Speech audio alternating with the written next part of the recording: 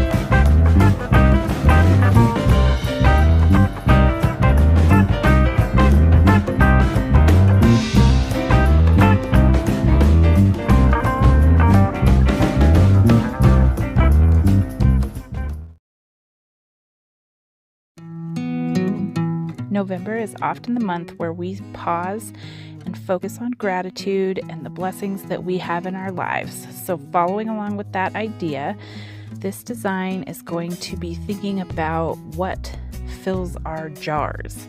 We know the saying, my cup is full, but I like mason jars, so we're going to fill up some mason jars today. I'm starting out by lining out the design with a white chalk pencil, and then I'm going to use some Liquitex gesso to base coat where my colors are going to go. So this is a mason jar that's going to be full of, a liquid, and then the lid is also going to get filled in. So I'm giving it a nice base coat. This just helps on these smooth Mexican beach pebbles so that you get good coverage. I chose this metallic berry to fill my jar, so I'm going to give this couple of coats. The metallic paint tends to take at least 2 coats so that you don't have brush stroke marks in it, and this color is just so pretty. But first we're going to kind of get the borders and fill it in with a first coat and then come back and get a second coat. If you happen to go slightly outside of the lines, just take some water on your paintbrush and just kind of go along the edge, and it'll clean up that paint line really easily.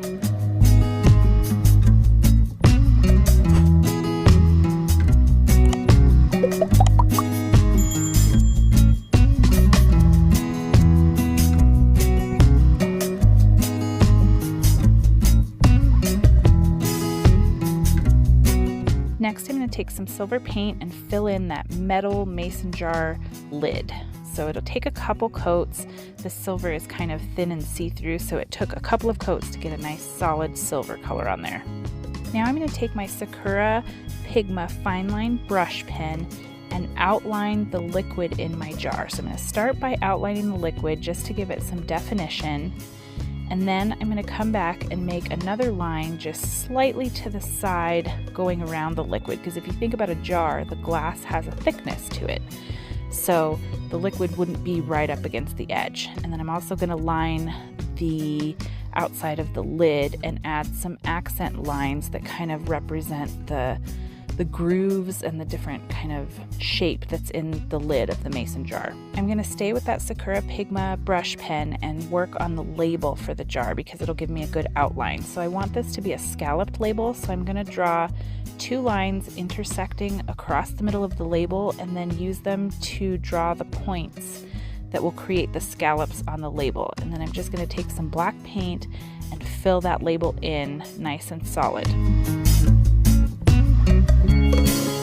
Now it's time to add some adorable accents. So I'm going to come back to the Liquitex gesso and I'm going to make some swirly circles in kind of a bunch of 5 or 6 circles, and these are going to be those little swirly flowers that we like to make. Very easy to do. This is the color combination that I'm going to use, some nice fall colors, and the idea is that you swirl on a color and then take this disposable eyeliner brush and swirl in a different color to kind of create the look of petals. This works best if the bottom layer of paint is still kind of wet when you swirl in the other color.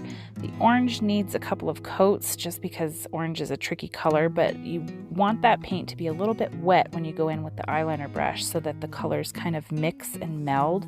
And you can even add more than one color if one doesn't seem quite defined enough or bright enough. You can play around and add more than one color or go back and forth between the base color and the swirl color. Now that we've got that all in there, we're going to come back with the Sakura Pigma brush pen and add a little bit more definition by adding a kind of curlicue swirl in the middle of each of the flowers. It kind of defines the petals further. Now I'm going to use that pen to also create this look of raffia, just some kind of strokes so you see these little strings coming off like they're holding the flowers on as decoration.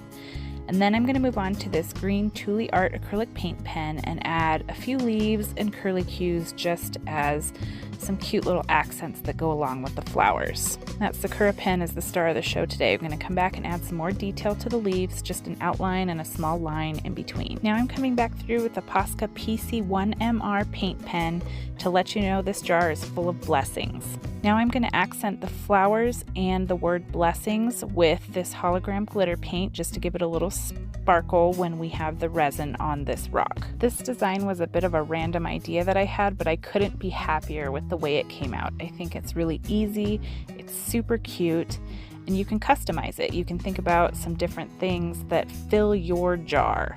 And you can play around with colors like this one. I used gold, family is gold, and look at how pretty that came out. Or you could use a rose gold metallic paint, and I added the word love and some hearts with the rose gold paint. I really hope you enjoyed this design as much as I did.